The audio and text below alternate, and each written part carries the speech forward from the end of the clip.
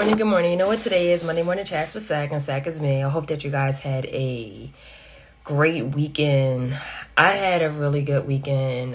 This past week, I went to Richmond to present my work. And so, pretty much in the Legal Academy, our goal is to research. So that requires us to read a lot and to write a lot. And so for me, I got a chance to present the research that I'm working on. And pretty much what I'm working on is a case study about Baltimore City. I'm talking about affordable housing, gentrification, and just overall, just providing rich details. Well, rich history about Baltimore, and there's so much rich history here. And it's funny because I've been living here in total for almost 5 years, and it's crazy how some stuff I didn't even know until I open a book and read. So that's why it's so important, so paramount to actually read. There's so much in a book, and so I just challenge you to do so. Even in your city, you'd be surprised about the rich history that most of these metropolitan cities have until you read, until you research. And so that's what I've been doing with Baltimore City, and it's been pretty cool. And just looking at my neighborhood and seeing all the transformation that's taking place, I think about people that are not in the same financial situation as me, where these changes may cause their property taxes to increase and they may not have it. And I think about those things and I argue about those things, and that is the space that I write in. And so it was just great to be in conversation with other colleagues about what I'm working on and just providing just amazing feedback. And so this break, even though I'm off, when the students are off, I'll be using this time to pretty much relax, plan my next semester, but also research and to knock this paper out. So that's what I'll be doing this break. So I'm excited about that. What did I want to talk about? So it's been really popular about Deion Sanders going to Colorado, and what does that mean for Jackson State and why he decided to leave. Some people think it's a good move. Some people think that it is, maybe he owed Jackson State something. Some people don't agree with his decision. And so I thought about these things, and I thought about a lesson that I've learned over the last 2 years. And it's all about purpose, right? And so if I had to label this, are you following your purpose? Most times people think that following your purpose means following the money, but you got to figure out where your heart is at. I'll share this with you that in my career, I rarely see Black women that teach tax in a law school setting. That is something that it's probably less than 10% of us, if that. I don't know the numbers, but just based on being in conversation with folks and going to different conferences and just networking, I rarely see people that look just like me that teach tax at law schools. And with that being said, we are in high demand. One, most people don't like tax, and I get it, right? It's complicated. And so you have to have a weird mind to actually have a love for this type of stuff, because it can become very complicated. I also know international tax. And so that's just another layer of expertise. And when it came to me being in my fellowship, one, I knew I needed more money. And so when I left my accounting firm, it wasn't an attractive move because I lost money. I took a major pay cut. And the one thing that I've learned in life is that I want to wake up happy. I want to wake up and be excited about my vision. I want to wake up knowing that I'm here to serve some type of purpose, right? That was something that I prayed about, and I realized that money is not a driving factor for me. Now, don't get me wrong. I like money, right? Everyone likes money. You're able to do more when you have more money. But my source and my strength, it comes from God. And so the one thing that I've learned is that when I take different jobs, and let's say maybe it was a pay cut, I knew for me, my source comes from God. And I know that if I did this according to his will, according to his purpose, that I would be okay. Right? I would absolutely be okay. And I say that because a lot of times when you are in this transition where you're trying to go to the next level. And I don't know what that next level will be. But the one thing that you have to ask yourself is this something that is in my purpose, right? Are you just taking jobs just to take jobs because it's more pay? Or are you taking these jobs because it's a purpose? Like you know where you're headed at. The worst thing that you could do at this time in life, especially if you're someone over 35, is to take a job and you have no direction. I tell my niece this, I tell my mentors this, I tell them, hey, especially my mentors, my mentees, that, hey, if you're interested in going to private practice and that's what you want, go for it. And I said, if you have plans to stay there, you need to have a plan to make partner. It doesn't make sense to stay there and you're just an associate for 10 years. That doesn't make sense, right? So if you have plans to stay there for a very long time, then you should make a plan to become partner. If you decide that, hey, I don't want to stay in law for a very long time, I don't want to stay in private practice for a long time, then I want you to have an exit plan, right? Some people get into private practice to stack all this money and to leave, to pay down bills, so that way they can get the job that they really want. And so you have to ask yourself, whether you are in the legal field or not, your job that you're at, what purpose does it serve? Are you on the right trajectory? In other words, this job, is it going to help you get the next job that you need, the job that you are seeking for? Or are you just going to job after job after job because it's more money? And I'm here to tell you that if you're chasing just after money, you're not going to be happy. But if you're chasing after something that's a purpose-driven motive behind it, you're going to be happy. And sometimes with those purpose-driven decisions, money is attached to it. So sometimes you will get more money. But you have to ask yourself, okay, where am I going at? For me, I could just speak for myself. I knew about 4 years ago that I wanted to do academia. Like I wanted to get into legal academy. I just didn't know how to get there. And it is a secret society, right? I didn't even know that we have organizations for Black female law professors. And they also have one for Black male law professors, right? The one for women is called Ludi. The one for men is Langston. And so you're around people that are in the same career as you. And they are someone that could be your mentor, someone you can mentor. And they give you invaluable advice. But I didn't know these things because I wasn't in the academy. It was a secret society. But I just knew that 2018, when I made a decision that, hey, I really want to teach, I just didn't know how to get there. I knew that if I decided to go to the academia instead of staying in private practice, I knew that for me, it will be a pay cut, right? Because where I'm at now, if I go to private practice, I could make way more money.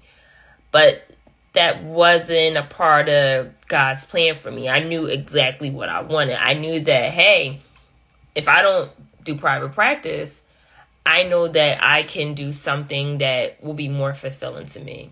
So I want you to look at your job and say, is it fulfilling? Is it paying the bills? And I'm here to tell you that you're never in lack if you trust God. Like, you're never in lack, and you will get the money, right? Anytime when I took a major pay cut, I was like, God, I don't know what you're trying to tell me to do. And this is bizarre, right? This is very bizarre. And why are you making me do this? And every time I question his move, anytime I thought about, did I make the right decision? Here comes another bag. And so I say that to say that you really have to trust yourself. If you know that this position is going to land you somewhere where you want to be, do it. You may not be able to, turn up like you want to for a short period of time. But this choice that you're making will be an everlasting choice that will be most fulfilling to your soul. And so you got to ask yourself that. When you're on this journey to fulfill your purpose, you have to ask yourself, who are you around? It was great for me to be around my colleagues that are tenured, some that are on the same trajectory as me, and we're able to talk to each other. I have friends that are not in the legal academy. Colleagues are not legal academy, and they offer invaluable advice that I need. Sometimes it just may not be about my job. It just may be about career options. It may be about other things, different ways to make me a better person. And those are the people that I need. And so you have to ask yourself, if you are in this position where you are looking for jobs and you are trying to figure out, the next steps. One, be mindful who you tell. Two, like, who are you around? That makes a major decision, that impacts your decision. And you are who you hang around. So who are you hanging around? Who are you hanging around? I know that it's cliche to say that, but it's true. It's so true. The next, I will say, so one, make sure, the purpose doesn't make sense. Number two, be confident in who you are. Anytime there's a dream, anytime there's a vision attached to whatever goal that you have to have confidence. You have to know that you will be successful at that.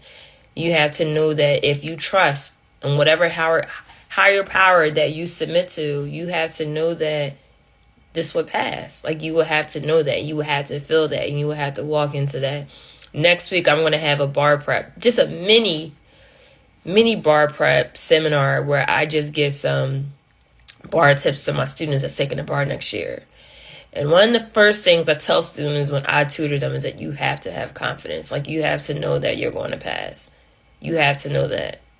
You have to know that.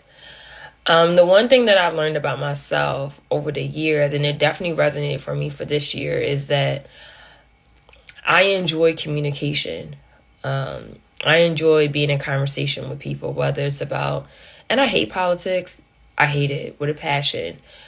But in my work, I find myself talking about it a lot. And sometimes it's just not about the politics that you see on the news, but politics in the academy, right? The things that I see and how things are power moves. And I hate it, but I talk about it because it's necessary. I like talking to folks that have ambition, that have dreams. I like being in conversation with people that are uplifting and that are encouraging and just a joy to be around.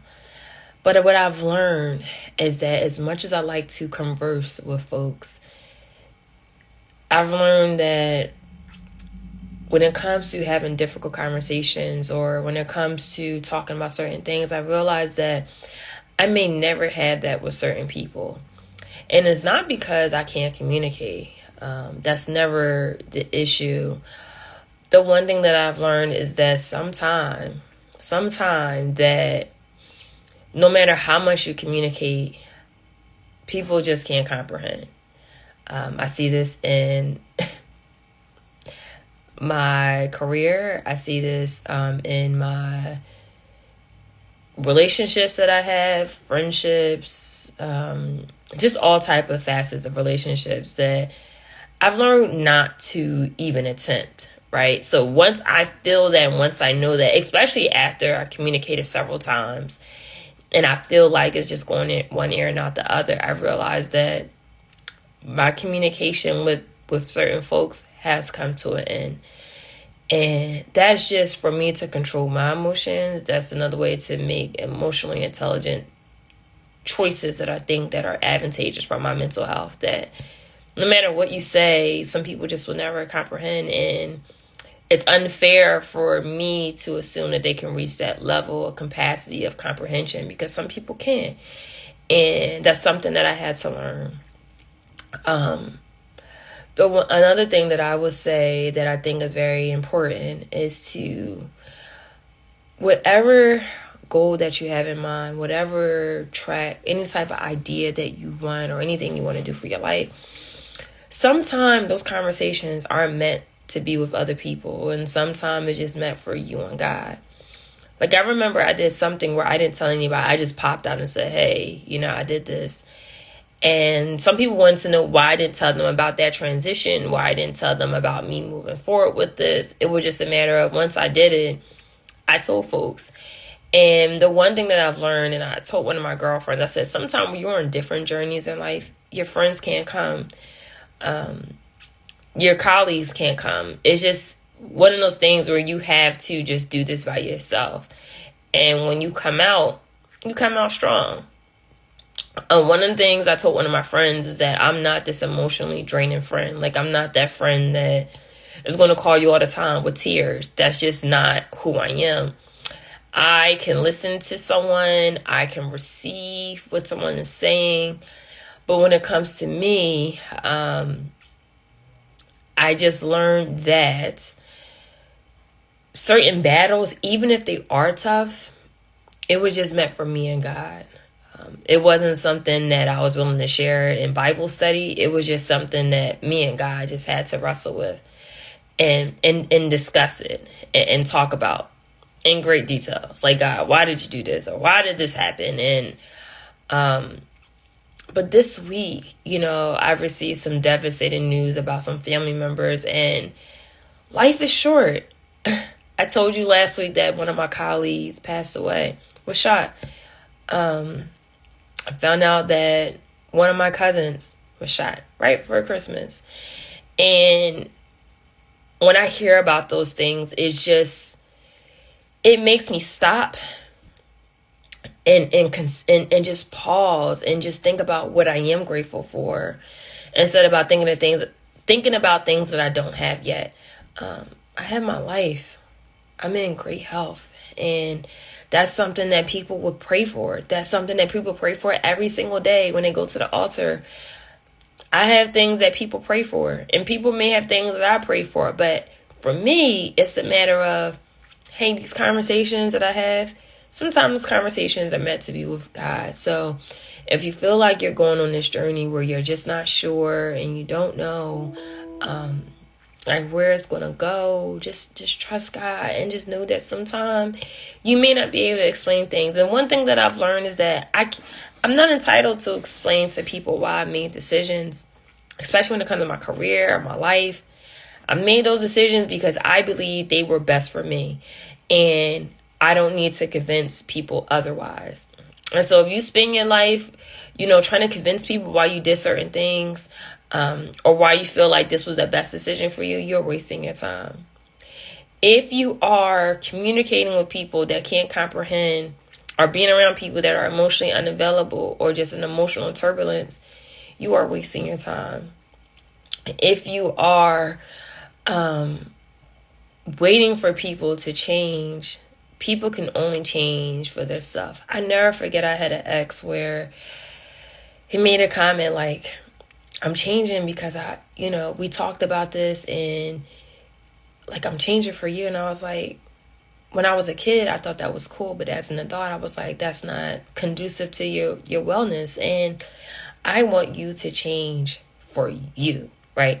I want you to change for you. If this makes sense for you, I want you to change for you. Not because of me, not because of anybody else, but does this make sense to you, right? That's what I would want. So based on everything that I said, you have to ask yourself, does this make sense? And are you doing things for yourself, or are you doing this for other people? But I just think that emotional maturity, that's something that some people have not reached yet. I see this in meetings. I see this in conversation with folks, and I realize that I can't expect them to reach that level of capacity. But what I can do is pray for them. I actually posted this on my social media story about, make sure that people's emotional turbulence don't affect you. The one thing that I am learning as an empath is that being able to separate my own emotions compared to others, because when you are an empath, you feel everything. You feel what people are going through. I feel things before it happens, and I'm like, that's not my emotion. I don't need to be attached to that. So you want to make sure that you are attached to the right things and the right people, because as a business deal, also as it relates to you individually, that I want to make sure that when I'm working with people, that it's like equivalent to a good business decision. And because at the end of the day, you can have assets or you can have liabilities. And my goal in life is to be around people that are assets. I don't want liabilities at all. And so I hope that you feel the same way too. You want assets, you want liabilities, you want people that can give instead of people that always want to take from you. And sometimes taking is not just a financial thing, it could be an emotional thing. Like some people have emotional baggage, and sometimes it can be mentally draining and it can be exhausting. So you have to ask yourself, is that something that you're willing to do? Do you have the mental capacity to do so? So one, make sure your purpose, you're purpose driven. Like each step you take, it has to make sense. Two, your choice is your choice, and you don't need anybody to validate your decision, validate your feelings. You can do whatever you want as long as it is conducive to your well-being. And lastly, this journey that you may have that you're going on, sometime you may have to go through that by yourself. And during that time, you'll learn a lot about yourself and you'll learn a lot about people. That's all I have. So I hope that this resonated. I hope that it helped you for today. I hope that you have a great week. My YouTube channel is Sakina Tillman Esquire, all one word. And my goal is to get positive messages out. So if you can, do a good service and send this out to folks, like my social media page, and have them subscribe, I greatly appreciate it. It is Monday, so I just want to shout out to all the dope men out there. You are amazing. You are great. You are phenomenal. You are loved. And it breaks my heart every time I turn on the TV and see another black man killed. And that could be someone's father, someone's brother, someone's son, someone's husband. And I just pray for protection for all black men. I pray that you're covered when you're in your house. I pray that you're covered when you walk outside your house. That is my prayer to you all if you are listening to this. And for everybody else, I pray that you're covered too. Wherever you may be, I hope that you're covered. And I just hope that you just never forget that you are amazing and you are great. And that's it. Take care. Have a great Monday. Have a phenomenal week. And I hope that you're able to celebrate the holidays with joy. Take care.